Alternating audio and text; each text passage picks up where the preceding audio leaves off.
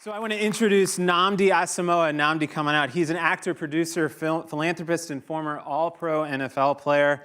He founded I Am 21 Entertainment in 2015, a production company, and obviously starring in Crown Heights. He's also the chairman of the Asomougha Foundation. Thanks for joining us. Yeah. Go ahead and have a seat. I also want to introduce Carl Casey King as well. Carl, come on out.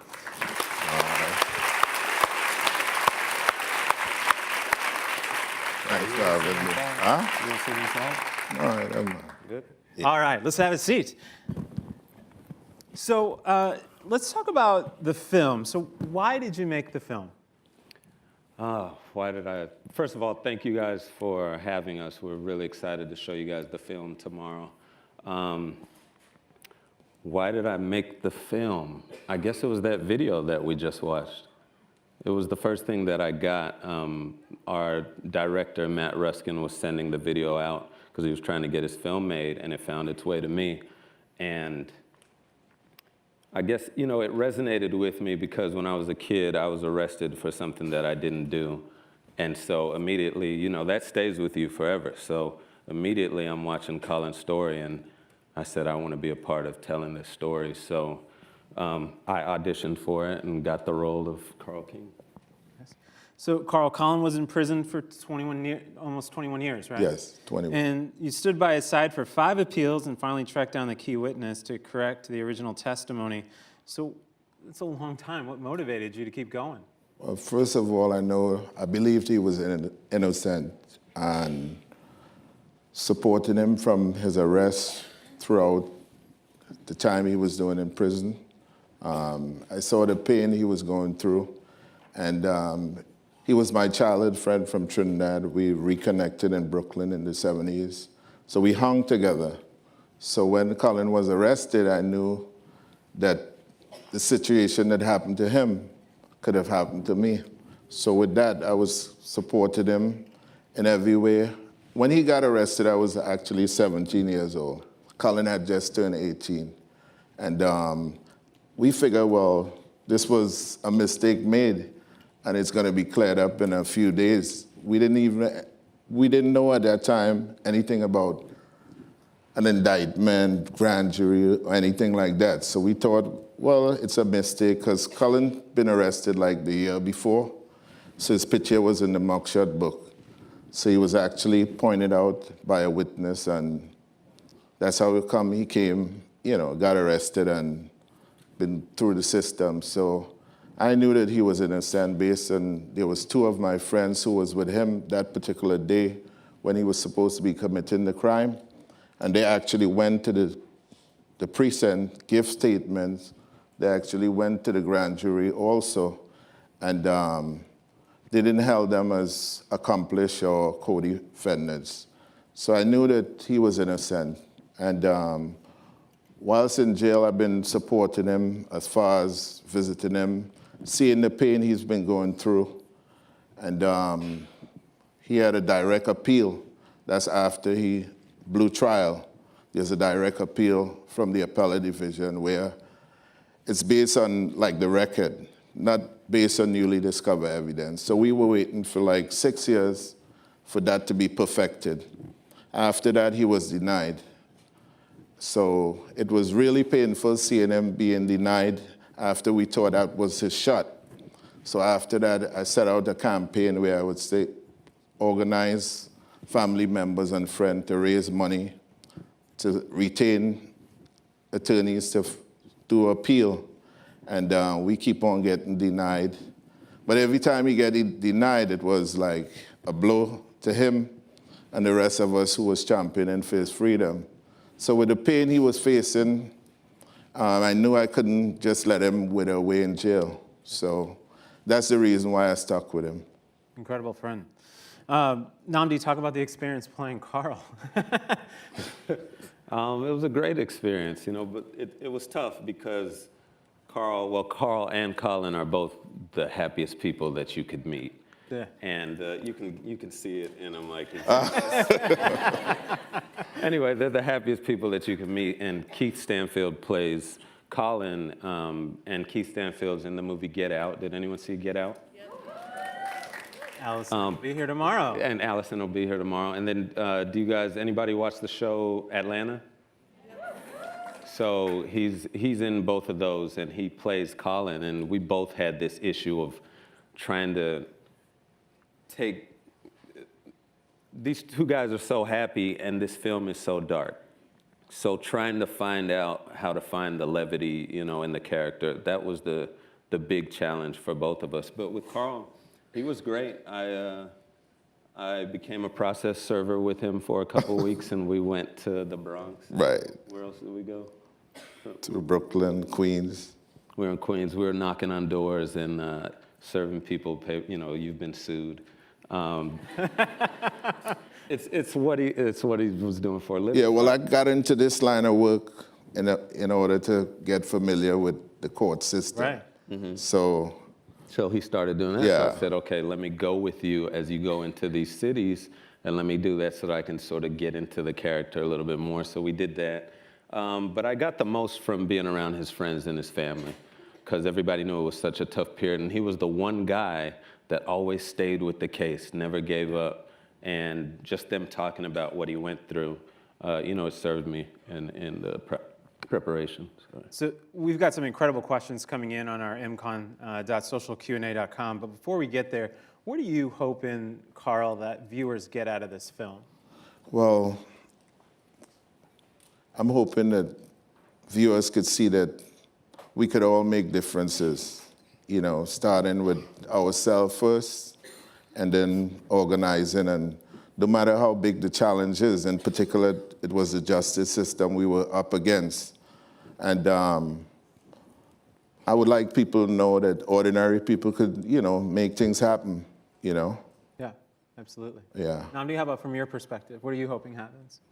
I'd piggyback off of that, and then also I really wanted to help them to get their story out.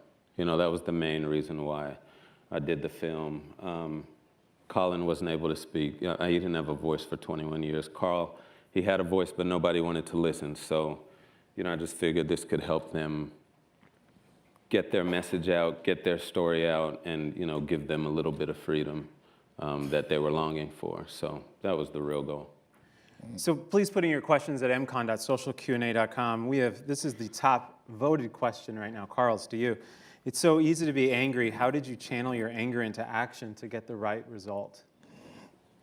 Well, I figure I can't tell you I was not angry every time he get denied with an appeal. If I tell you that, it wouldn't be the truth. But it was like seeing the pain Colin is going through after the appeals was denied. It just drove me like harder to fight, to know that I'm not gonna give up on this until the end. And freedom is what I was looking for him for, and it came. Excellent. So now the film officially comes out when? August 25th, Amazon is releasing it. Excellent. So it'll be in theaters. It'll start in New York and Los Angeles, and then it'll expand the following weekend and keep expanding. And then tomorrow during lunch, our audience will have an You exclusive guys get screening. to see it before anybody else. So it's obviously a powerful story. Can you talk about, Nnamdi, maybe and Carl together, any policy changes or things you think should change now based upon that? Well, I think there should be some accountability as to the prosecutors and so forth, where when you find they certainly was malicious in a particular conviction, I think they should be held accountable. So it could start from the elected officials, you know, because they are the one a lot of times that they vote judges in, you know. So I think that changes could be done from that level also. And we got to make it, as far as the people, we can make that changes by having them make the changes, you know? Yeah. Yeah. From your perspective? Yeah, it's finding whatever avenue you can to help tell this story, just so that people understand it. Our avenue was this film. Your avenue might be blogging or starting a group in your community where you're talking about it, or you know, watching films like 13th by Ava DuVernay, or reading a book like Just Mercy by Brian Stevenson, all of these things help get the word out and raise awareness. So Nnamdi, this is to you. With the notable exception of, say, Colin Kaepernick, why aren't more NFL players using their platform for social change? Well, when, why is everybody like, next question. No, Next. I'm just kidding. I was actually, impressed to see in the last, I'd say 3 or 4 years, how many NFL players have actually been using their platform. It's changed from, I'd say, 10 years ago, and maybe social media has helped that because now we can see it. But people are speaking out, and across all sports, for whatever issues that, feel close to them, they're speaking out. So I think they have been doing it, and I think it's going to continue to progress. So, Carl, is criminal justice reform possible, or do we need to imagine an entirely whole new system? Repeat that. Is criminal justice, can we reform it, or do we just need a whole new system? I think it could be reformed, yeah. And why do you say that?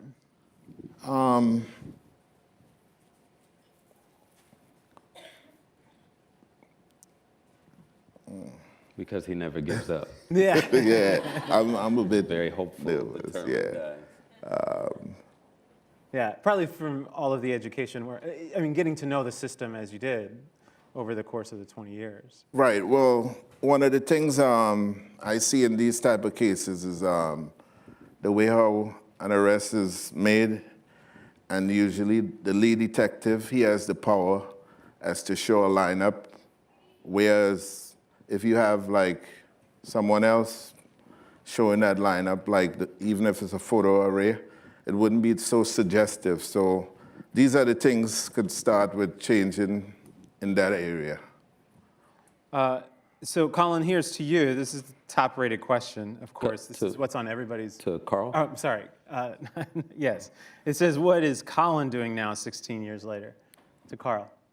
What's he doing now? Well, he's just trying to relax, just try to catch his breath because he's been through so much. So he's still involved with cases that he would look into, but he can't go so deep because it's a tough thing for him, even to hear about these cases.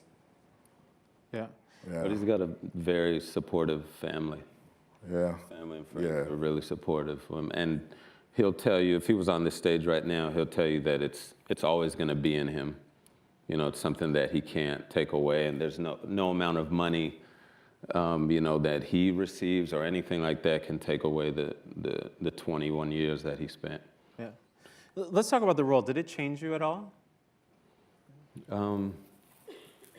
Yeah, and I think if you do the work, any role will change you. And this one definitely changed me because I got to meet the real man and see how he walks through life. We walked around Crown Heights for a little bit before we were shooting, and he said something about me that I think he sort of embodies, and he said that in talking to me that he felt like I was the type of person that if someone gave me the world, I would break it up into pieces and give it to everybody that was alive. And I say that about him now every time I speak about him.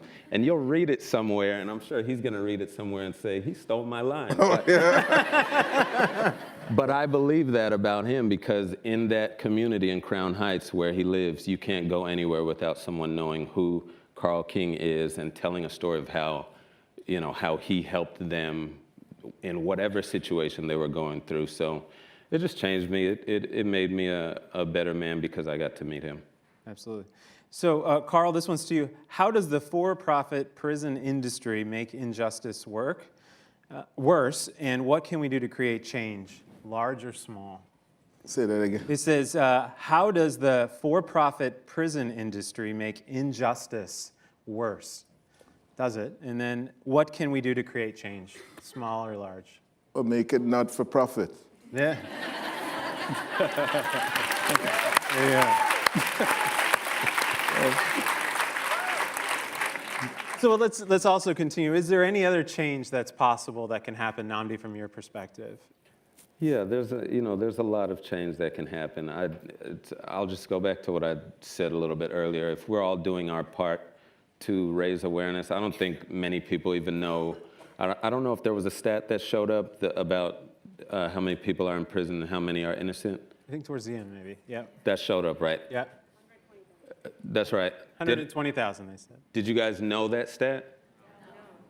See, so I think it's raising awareness. I think that's the biggest thing that can happen, because now everybody's going to leave this room and say, hey, I want to do something to help this, or maybe I can talk to someone, maybe I can find the Innocence Project or the Equal Justice Initiative, and I can talk to them and call them. But without seeing that stat, you wouldn't even know that. So I think raising awareness is the first thing that every single person can do. They can find their own way to do that. The question is what can the people here do right now? Is there anything now in the short term or anything here that we can do to help in changing the system? I think Nnamdi said it. Yeah. And what would be an achievable goal? I mean, if we're talking about reforming the system, which you mentioned as well, what's achievable, you think, Carl, from your perspective? What would be a good goal to shoot for? Well,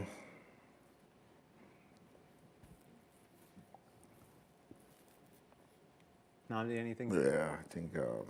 What's an achievable goal? I don't know. It's a tough question. I think everything needs to be done in steps. I think small things, the more you do them, they become larger. And if the goal is to just speak to someone in your community or to get to someone at Congress and tell them your feelings and tell them what you think should change, I think that's an achievable goal. Even before anything changes, you have to start small. You have to start somewhere. This question comes up for you, Nnamdi, too, as well, which is how are you working with others such as John Legend who are working on criminal justice reform? Do you plan to? Are you reaching out to others who are in both the athletic side or Hollywood side? Yeah, definitely, and it's part of our whole plan with this film. And we started this when I got together with the director. Before we started, we said we had a list of groups and people that we wanted to get together with to raise the awareness of this issue, and John Legend was on there, obviously Ava DuVernay. The list is long and wide, and we've already started reaching out to them and working together. And I think we have a platform just because we're in the public eye, to where people will listen, and so we're working together to make that happen. Nice. Colin, were there any organizations that you worked with a lot over the course of the 20 years that and I want to ask Nnamdi too, any organizations that you'd recommend some of our audience to work with? I did some work for an organization by the name of Exoneration Initiative in New York. Okay. I was sent to Guyana to secure a deposition from actual witness. So, yeah. Nnamdi, any organizations you'd recommend our audience to potentially look at? Yeah, I would say the Equal Justice Initiative is probably the first one that comes to my mind, because I was in researching and getting ready for the role. I watched an interview online with Charlie Rose and Bryan Stevenson. And I talked about Bryan Stevenson earlier. He's the author of Just Mercy.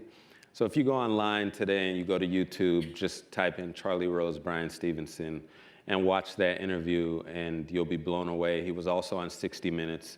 And so I spoke to him, and he told me all about the Equal Justice Initiative and the work that he's doing in Alabama and in New York and across the country. And I think that's the first place that I would tell you guys to just maybe Google and see the work that they're doing, see how you could get behind what they're doing. Right. So, Carl, before we end here, any last-minute thoughts? Yes, I'm currently working on a case in New York City, People of New York State versus Abdul Anwar.